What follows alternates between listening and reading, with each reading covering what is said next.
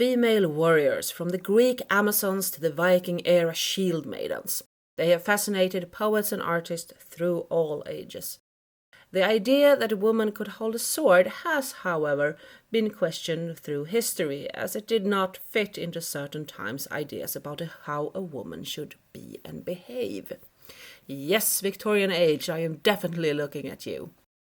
Historians today are mostly in agreement that texts such as the Prose Edda and the Icelandic sagas depict a Christian medieval view of their ancestors, and that we need to treat these texts accordingly.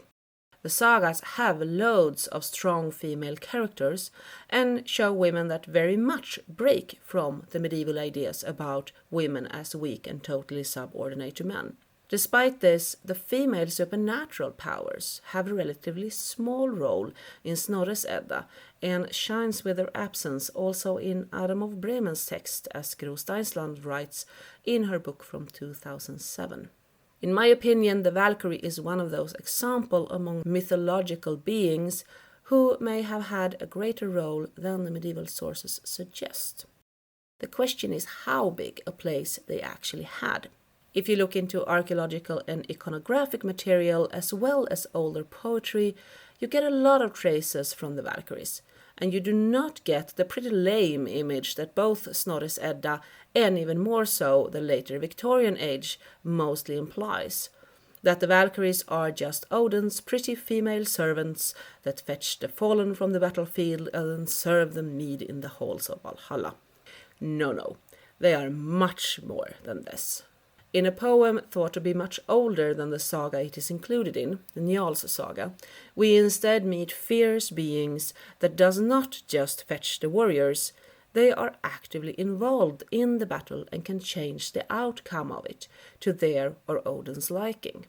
Even the name Valkyrie means to choose the fallen, and the personal names they have in the poems are things like fight, trembling, battle cry, and she who drives for victory.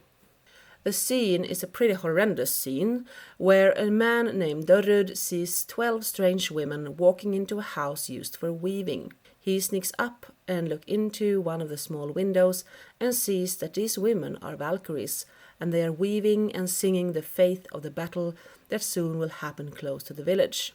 This is how a translated version of the scene goes. On Good Friday, that event happened in Caithness, that a man whose name was Dörrud went out. He saw folk riding 12 together to a bower, and there they were all lost to his sight.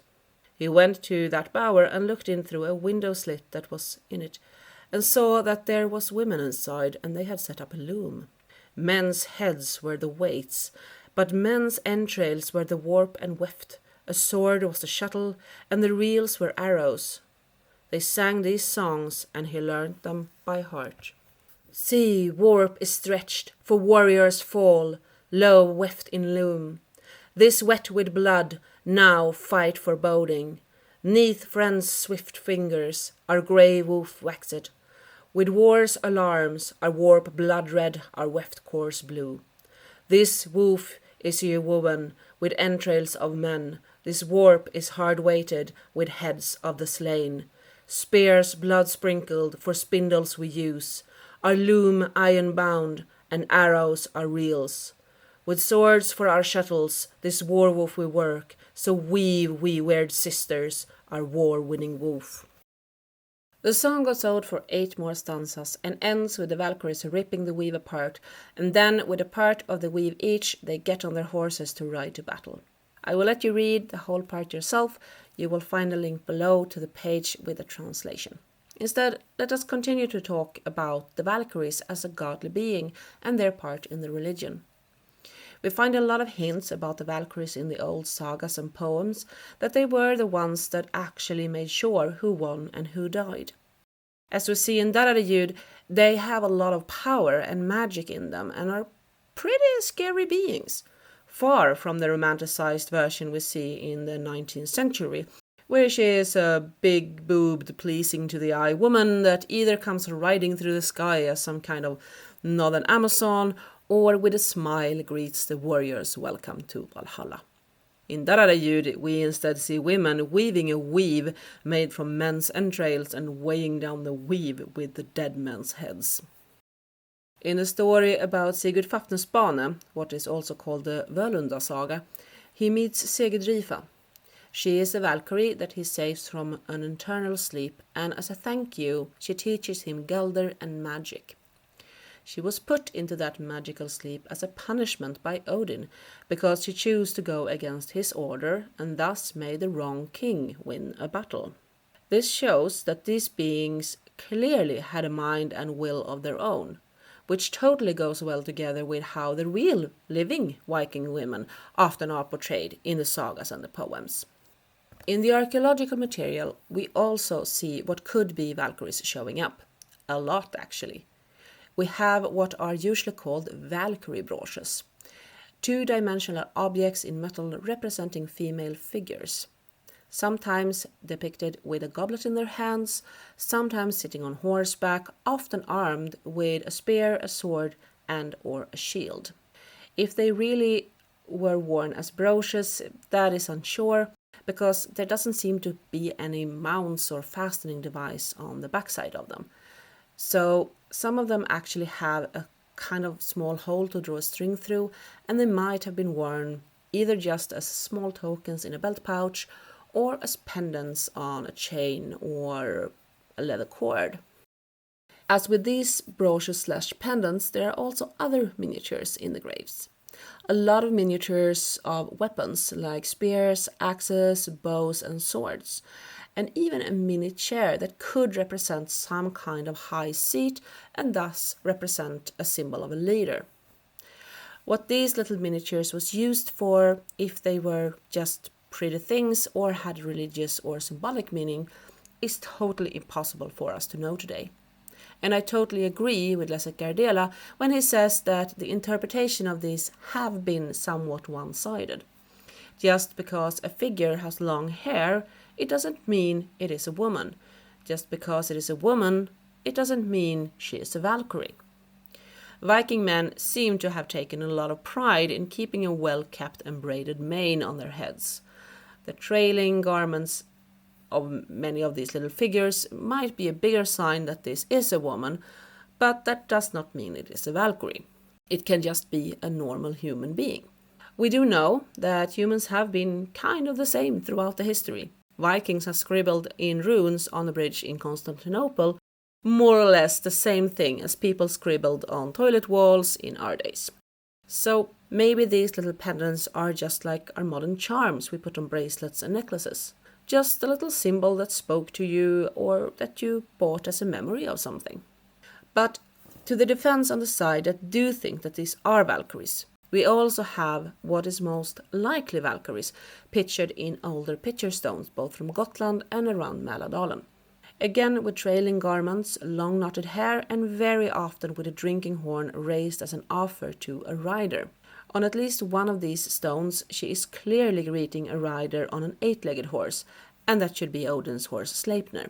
But these also has their problems in the interpretation as Valkyries, or at least Valkyries as just Odin's servants.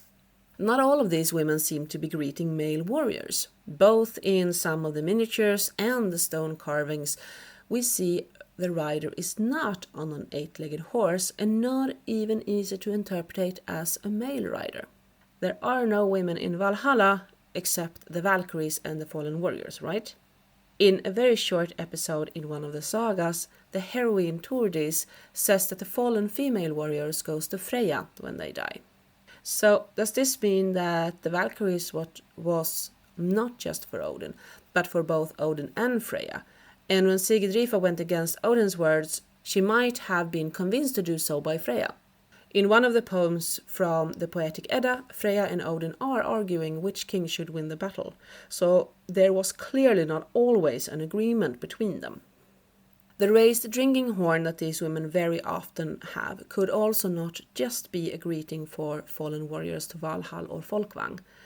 It could also be some kind of greeting and oath-swearing ceremony that actually took place in real life too.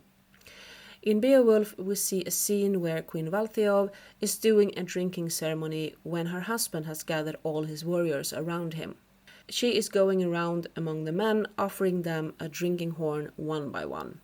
The warrior drinks from it and swears an oath of obedience and loyalty to the king. This kind of ceremony doesn't sound too outlandish to actually have existed. There are a lot of similar ceremonies throughout time and different cultures where you drink or eat to seal an oath. Regardless of if the women in the miniatures and the stone carvings are Valkyries or not, Valkyries as a mythological being seem to have had a very distinct place connected to battle and victory in the culture of the late Iron Age people. The sagas and the poem tells us that they could make a side win by both magic and direct interference where they fought along the side of the winning king, which might actually mean that they got their own offerings and worshipping before important battles. They have also lived on in the people's memories, very much connected to horse riding. They are described as skilled riders that comes riding in wild and loud parties through the air, and this image have lived on into folklore where both Valkyries and Odin have been connected to stories around what is called the wild hunt. The wild hunt is not a pure Scandinavian creation, it has probably spread from the Celtic word to Scandinavia. But here the Valkyries and Odin got attached to the story instead of the Celtic deities and mythological characters. More of this you can find in one of my other videos about just that type of folklore stories. There is also a theory that the Valkyries can be associated with birds, and that as an example the female figure depicted in the Oseberg find, as well as a golden man from Thoring in Denmark who wears a female feathered costume, could be linked to Valkyries. Again, we find the complex connection between Freya, Odin and the Valkyries. Freya has a bird costume she can put on and thus transform herself into a falcon. In many of the stories around Loki, she sends this costume to him. Odin has his ravens that are part of his entourage, and in one of the stories around when he steals the scald mead from the giants, he transforms himself into a huge eagle that swallow all the mead. Side note here is that there is also a joke mentioned in this story that he couldn't keep all the mead, and some mead get out the back way. This is the mead that the bad skalds have been drinking. The Viking Age society and their worldview were complicated, binary and non-binary at the same time, something that Steinsland addresses in her description of the cosmology of the Viking Age. The more I learn about the Viking Age, the more I want to stress that we need to include many different types of material and be critical and careful with our interpretations. The Valkyrie will probably continue to make us wonder, just like both Odin and Freya and all the other gods and goddesses. They do not allow themselves to be easily placed in a single department, and they were surely very real for the late Iron Age people of Scandinavia. But everything that wears a dress is not necessarily a Valkyrie either. When it comes to research on female beings and the role of women in ancient societies, we must be critical of both medieval texts and our own binary approach, and open up for more interpretation of both grave finds and literature. We modern people like to think in a very dualistic context, and that is not necessarily how the Vikings viewed their world and their religion. I hope this gave you a bit of a new view on the Valkyries and the Old Norse religion. If you like this and haven't already done so, make sure you hit that subscribe button, and while you're at it, just hit that bell button too. It makes me and the annoyed cat Skorpon Skatbane very happy. And I will try and be better to updating this channel with more videos now that it is summer and I don't have a horde of exams to do anymore. Stay healthy, stay safe, and may the Valkyries always be on your side of the battle.